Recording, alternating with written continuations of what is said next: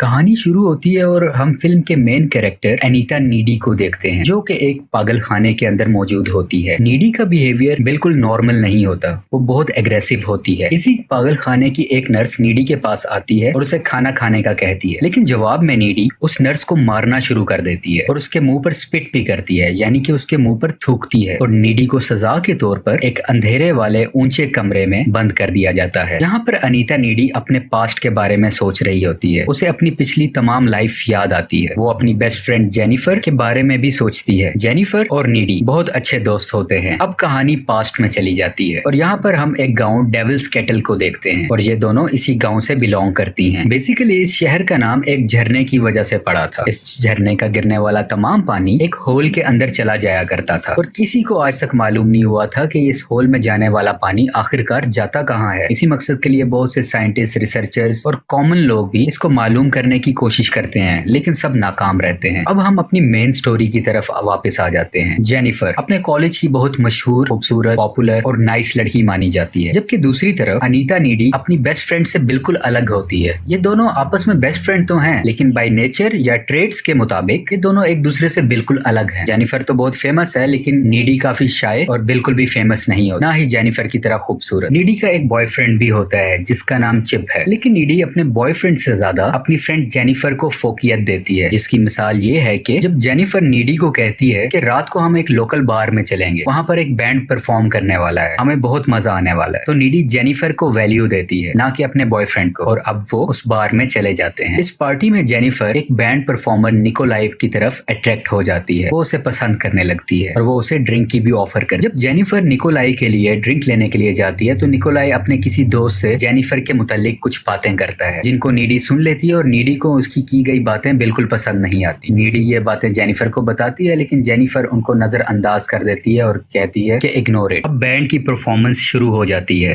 लेकिन उसी वक्त शॉर्ट सर्किट होने की वजह से इस हॉल में आग लग जाती है और आहिस्ता आहिस्ता ये आग बहुत ज्यादा फैलने लगती है और यहाँ पर सब लोग काफी मुश्किल से अपनी जान बचाते हैं। नीडी भी जेनिफर को टॉयलेट की विंडो तोड़कर बाहर की तरफ भाग आती है और पूरे हॉल में, पूरे बार में काफी ज्यादा आग लग चुकी हो। लोग चीख रहे होते हैं। अब सब बाहर आ चुके होते हैं। बैंड मेंबर निकोलाई जेनिफर को कहता है कि तुम हमारे साथ चलो, हम बहुत एंजॉय करेंगे, और उसे वो वैन में जाने का कहता है। नीडी जेनिफर को बहुत रोकती है कि तुम मत जाओ, लेकिन जेनिफर का दिल होता है उनके साथ जाने में और जेनिफर निकोलाई और उसके दोस्तों के साथ वैन में बैठकर चली जाती है और नीडी पीछे अकेली रह जाती है और वो जेनिफर को यहाँ से अकेले जाते देख रही होती है और ये दुख उसके चेहरे पर साफ नजर आ रहा है। अब नीडी परेशानी की हालत में वापस अपने घर आ जाती है और यहाँ पर वो अपने बॉयफ्रेंड चिप को कॉल करती है और इस वाकये के बारे में सब कुछ उसे बताती है। वो उसे बताती है कि जेनिफर उन लोगों के साथ चलेगी है, मुझे डर है कि कहीं वो उसको कुछ नुकसान ना पहुंचा दें। ये जेनिफर के रेप होने का डर भी अपने बॉयफ्रेंड को बताती है। अभी फोन पर बात हो ही रही होती है कि इसके घर के बाहर एक बेल होती है। ये बाहर जाकर देखती है, लेकिन वहां ऐसे कोई नजर नहीं आता। अब जब डोर के बाहर कोई नहीं होता तो वो वापस अंदर आने लगती है, लेकिन अंदर आते हुए उसे घर के अंदर से कुछ आवाजें सुनाई देती हैं और वो जैसे ही डरते हुए अंदर आती है तो सामने देखती है कि जेनिफर बैठी हुई है, जो कि बहुत जख्मी हालत में है। उसके चेहरे पर खून लगा हुआ है और यहाँ पर जेनिफर एक अजीब क्रीपी किस्म की स्माइल देती है, जिसे देखकर नीडी परेशान हो जाती है। इसके अलावा जेनिफर इस घर का फ्रिज ओपन करती है और यहाँ से कच्चा चिकन निकालकर उसको भी खाने लग जाती है। जेनिफर यहाँ पर एक डरा देने वाले तरीके से चीखती है, चिल्लाती है और इसके अलावा उल्टियां भी करती है, जो कि काले रंग की होती है। जेनिफर इसको डराने के बाद यहाँ से चली जाती है। अब अगला दिन आ जाता है। नीडी कल रात हुए वाकये के बारे में सब कुछ सोच रही होती है और बहुत परेशान होती है। जेनिफर के लिए भी बहुत परेशान होती है। यहाँ पर जेनिफर आ जाती है, जो कि बिल्कुल नॉर्मल लग रही होती है। कल रात जेनिफर की हालत तो बहुत खराब थी, लेकिन आज सुबह वो पहले से ज्यादा एक्टिव, एनर्जेटिक और बोल्ड लग रही होती है। अब ये दोनों अपनी क्लासरूम में मौजूद होते हैं। यहाँ पर इनके टीचर कल रात बार में मरने वाले लोगों पर अफसोस कर रहे होते हैं, दुख कर रहे होते हैं। तो जेनिफर उसको देख के हंस रही होती है और अपने टीचर का मजाक बनाती है। जेनिफर के अंदर बहुत सी चेंजेस आ चुकी होती हैं, जो कि नीडी इन सब चेंजेस को देखकर बहुत परेशान होती है और बहुत ज्यादा कंफ्यूज होती है। नीडी अपने बॉयफ्रेंड चिप को भी ये सारी बातें बताती है। वो इसे ये भी बताती है कि कल रात जेनिफर उसके घर आई थी और उसका बिहेवियर बहुत अजीब था, जैसे कि वो जेनिफर के अंदर कोई चीज आ चुकी थी और वो जेनिफर बिल्कुल नहीं लग रही थी और वो बहुत वियर्ड बिहेव कर रही है। और अब कहानी में कुछ ट्विस्ट आने वाले हैं। जेनिफर अपने कॉलेज की फुटबॉल टीम के कैप्टन से मिलती है, जो कि बहुत दुखी था क्योंकि कल रात हुए एक्सीडेंट में इसके कुछ दोस्त मर चुके होते हैं। जेनिफर उसको बहलाती है और स्कूल के करीब वाले जंगल में ले जाती है। यहाँ पर वो उसे सेड्यूस भी करती है। और उसी वक्त इनके चारों तरफ कुछ जानवर परिंदे इकट्ठे हो जाते हैं जो इनको देखने लगते हैं। यह बहुत अजीब मंजर है और उसी वक्त जेनिफर का चेहरा बदल जाता है। उसके दांत बड़े से हो जाते हैं जैसे कोई ईवल उसके अंदर आ गया हो और वो अपने साथ मौजूद फुटबॉल कैप्टन को मार देती है। मरते हुए ये फुटबॉल कैप्टन चीखा होता है जिस चीख की आवाज कॉलेज के प्रोफेसर ने सुन ली होती है और इस चीख को सुनते हुए कॉलेज के प्रोफेसर उधर आते हैं जहाँ पर वो प्रोफेसर इसकी कटी और फटी हुई लाश को देखते हैं। नीडी और जेनिफर फोन पर बात कर रहे होते हैं। नीडी बहुत दुखी है क्योंकि बहुत कम वक्त में इनके शहर में बहुत सी अमवात हुई हैं, बहुत से लोग मरे हैं, लेकिन जेनिफर उसे कहती है कि तुम चिल करो और मूव ऑन करो। इसके अलावा हम यहाँ पर यह भी देखते हैं कि जेनिफर लाइटर से अपनी जुबान पर आग लगा रही होती है लेकिन उसकी जुबान को जरा भी नुकसान नहीं पहुंचता और जेनिफर नीडी को कहती है कि आई एम गॉड, मैं खुदा। और आहिस्ता आहिस्ता अब 1 महीने का वक्त गुजर चुका है। अब जेनिफर बहुत थकी हुई लगती है, बीमार लगती है, टायर्ड लगती है। अब ये बिल्कुल पहले जैसी एक्टिव और एनर्जेटिक नहीं रही। अब हम देखते हैं कि एक स्टूडेंट जेनिफर को सिनेमा जाने की ऑफर करता है कि हम वहां पर बहुत एंजॉय करेंगे, लेकिन जेनिफर उसे इनकार कर देती है और कहती है कि हम रात को मिल सकते हैं। और वो उसे एक ऐसे घर में बुलाती है जिसका कंस्ट्रक्शन का काम हो रहा होता है। अभी वो घर मुकम्मल तौर पर नहीं बना होता। अब रात का वक्त आ जाता है और जब जेनिफर उस लड़के से बात कर रही होती है तो उसकी आंखों का रंग बदलने लगता है। वो लड़का इसकी आंखें देख के डर जाता है कि उसी वक्त जेनिफर उस लड़के को भी मार देती है और इसके जिस्म से उसकी बोटियां निकाल कर खाने लगती है, यानी कि इसके जिस्म को कच्चा खाने लगती है। दूसरी तरफ नीडी अपने दोस्त के साथ होती है, अपने लवर के साथ होती है। उसको जेनिफर के मुताल्लिक डरावने ख्वाब आते हैं, उसे ख्यालात आते हैं कि जैसे जेनिफर किसी मुश्किल में है और वो उसी वक्त अपने घर से भाग के बाहर निकल आती है। वो अभी रोड पे होती है कि सामने से जेनिफर आ जाती है जो खून में लथपथ होती है। इसके अलावा जेनिफर नीडी की कार की विंडशील्ड यानी कि उसके शीशे पर भी जंप करती है। नीडी बहुत डर जाती है, घबरा जाती है। खैर नीडी वहां से भागकर अपने घर आ जाती है। जैसे ही नीडी अपने बेड पर सोने जा रही होती है तो वहां पे वो जेनिफर को देखती है जो बिल्कुल नॉर्मल हालत में होती है। नीडी बहुत कंफ्यूज हो जाती है। नीडी कुछ नहीं समझ पा रही होती कि ये क्या हो रहा है और वो जेनिफर को कहती है कि तुम यहाँ से चली जाओ, लेकिन जेनिफर कहती है कि तुम परेशान मत हो, हम दोनों बेस्ट फ्रेंड्स हैं और मैं तुम्हें सब कुछ सच बताऊंगी कि उस रात को क्या हुआ। ये उसी रात की बात कर रही होती है जिस दिन उस बार में आग लगी होती है, क्योंकि नीडी ने जेनिफर को एक भयानक रूप में भी देखा होता है और एक नॉर्मल रूप में। तो नीडी कहती है कि मैं सच जानूं और जेनिफर सब बातें बताने लगती है। जेनिफर बताती है कि उस रात जब मैं उस बैंड के लड़कों के साथ वैन में बैठकर गई तो वो मुझे झरने के पास ले गए थे। निकोलाय जो बैंड का मेंबर था और उसके तमाम दोस्त बेसिकली शैतान को पूजा करते थे और वो ये सब इसलिए कर रहे थे ताकि वो अपने म्यूजिकल कैरियर में सक्सेस पा सके। उन्होंने मुझसे पूछा था कि क्या तुम वर्जिन हो, तो मैंने उन्हें कहा था कि हाँ। तो बेसिकली उन्होंने मुझे मारकर शैतान को सेक्रीफाइस करना था ताकि उनको कामयाबी मिल सके। ये बैंड काला जादू बेसिकली कर रहा था। निकोलाय जो बैंड मेंबर था उसने जेनिफर को चाकू मारकर उसी झरने में फेंक दिया होता है। यहाँ पर एक और बात भी पता चलती है कि जेनिफर असल में वर्जिन नहीं होती, जिस वजह से वो जिंदा बच जाती है, लेकिन जिंदा बचने के बाद वो नॉर्मल नहीं रहती, उस पे ईवल पोजेस कर लेता है, शैतान उस पर हावी हो जाता है। मैं एक चीज क्लियर करता चलूं, वो बैंड मेंबर्स इस सेक्रीफाइस के बाद वो भी फेमस हो गए और जेनिफर भी जिंदा बच गई, लेकिन उस पर शैतान हावी हो गया। और वो ये भी बताती है कि जब वो जागी तो उसे बहुत भूख लग रही थी और भूख की हालत में मैं तुम्हारे घर भी आई थी, क्योंकि तुम मेरी बेस्ट फ्रेंड हो तो मैं तुम्हें कभी भी नुकसान नहीं पहुंचा सकती, इसलिए मैं उस रात तुम्हारे घर आई और फ्रिज खोल के कच्चा चिकन खाने लग गई। जेनिफर अपनी दोस्त को ये भी बताती है कि जब वो किसी इंसान को खा लेती है और उसका पेट फुल होता है तो उसके अंदर एक्स्ट्रा पावर्स आ जाती हैं और वो इस बात को अपना हाथ काट कर शो भी करती है। वो अपने हाथ को काटती है तो उसका हाथ फौरन से खुद ही हील हो जाता है। जेनिफर के पास अब शैतानी ताकतें हैं। ये सब सुनकर, देखकर और जानकर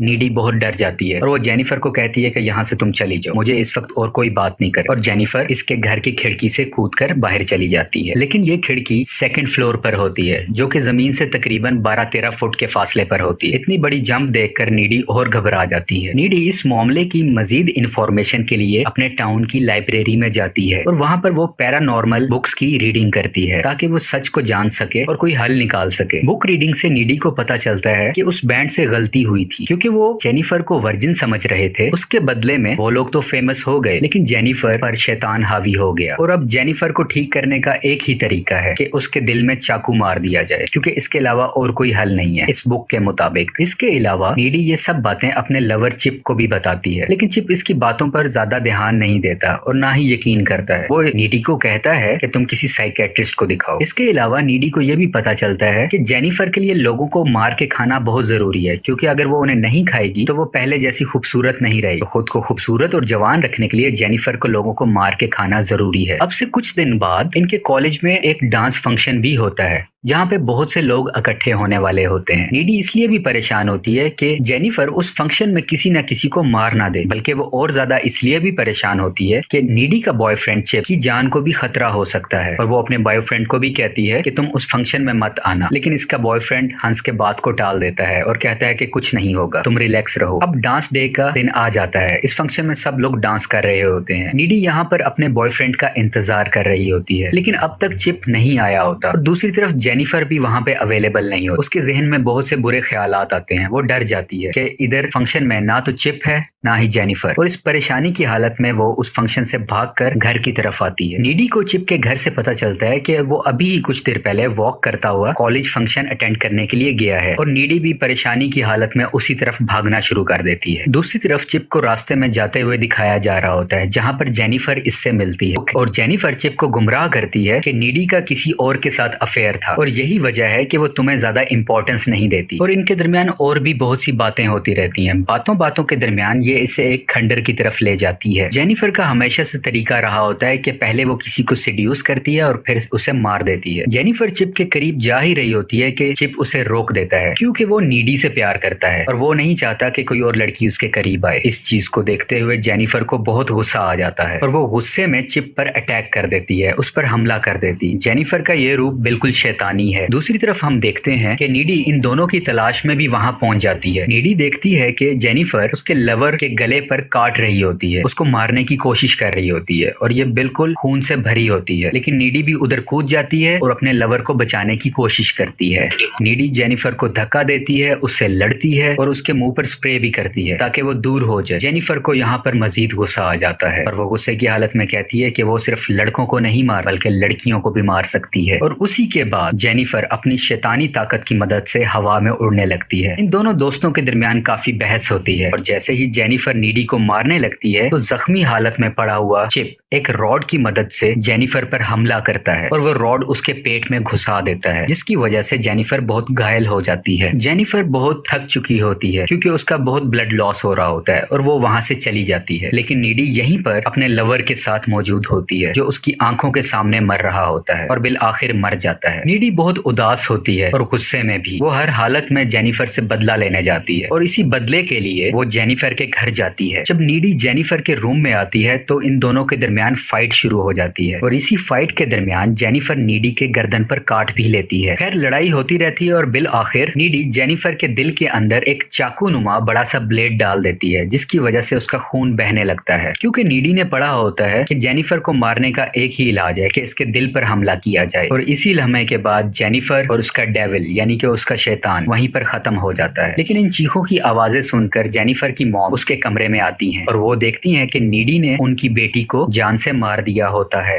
और अब मूवी अपने इनिशियल सीन्स पे आ जाती है कि नीडी क्यों उस जेल में थी, क्यों उस पागल खाने में थी, क्योंकि इसने जेनिफर का कत्ल किया होता है। लेकिन अजीब बात हमें यह पता चलती है कि अब ये नीडी पहले वाली नीडी नहीं रही और उसकी वजह यह है कि जेनिफर ने नीडी को लड़ाई के दरमियान काटा होता है, जिसकी वजह से ये शैतानी ताकतें नीडी के अंदर भी आ जाती और हम यहाँ पर नीडी को हवा में उड़ता देखते हैं। यहाँ पर नीडी के पास भी अब सुपर नेचुरल पावर आ जाती है और इसी वजह से वो बहुत ज्यादा एग्रेसिव होती है, जबकि पहले नीडी ऐसी नेचर की नहीं थी। यहाँ पर ये इस काल कोठरी के अंदर बंद होती है, लेकिन नीडी अपनी शैतानी ताकतों का इस्तेमाल करते हुए यहाँ से उड़ जाती है और खिड़की से बाहर निकलकर बाहर चली जाती है, यानी कि इस जेल से भाग जाती है। जेल से भागकर ये उसी झरने के पास जाती है और इसे वही चाकू मिलता है जो निकोलाई ने जेनिफर को शैतानी ताकतें हासिल करने के लिए मारा होता है। नीडी उस चाकू को उठा लेती है और एक कार से लिफ्ट लेते हुए वहीं पर जाती है जहाँ पर वो बैंड होता है, जहां पर वो बैंड अपना कॉन्सर्ट कर रहा होता है। हम इस बैंड को भी देखते हैं जो अपना कॉन्सर्ट खत्म करने के बाद अपने रूम में बैठकर अय्याशी कर रहे होते हैं, जैसे कि ड्रग्स इस्तेमाल करना। और उसी वक्त वहां पर कोई आता है और इन सब मेंबर्स को मार देता है बहुत ब्रूटल तरीके से। इस वक्त तक ये नहीं दिखाया जाता कि ये कत्ल किसने किए, इन म्यूजिकल बैंड मेंबर्स को किसने मारा, लेकिन आगे चल के हम देखते हैं कि सीसीटीवी फुटेज में इनके रूम से और कोई नहीं निकल रहा होता बल्कि नीडी ही आ रही होती है, यानी कि ये तमाम कत्ल नीडी ने किए होते हैं। और इसका मतलब बिल्कुल बिल्कुल क्लियर है, नीडी ने उन म्यूजिकल बैंड वालों को मार दिया जो कि वो डिजर्व करते थे, क्योंकि उनकी वजह से ये सब कुछ हुआ था। उसका लवर मरा था, उसकी बेस्ट फ्रेंड मरी थी और भी बहुत से कत्ल हुए थे। और यहीं पे इस मूवी की एक्सप्लेनेशन खत्म हो जाती है। आपको पसंद आए तो लाइक और सब्सक्राइब करें। Thanks for watching.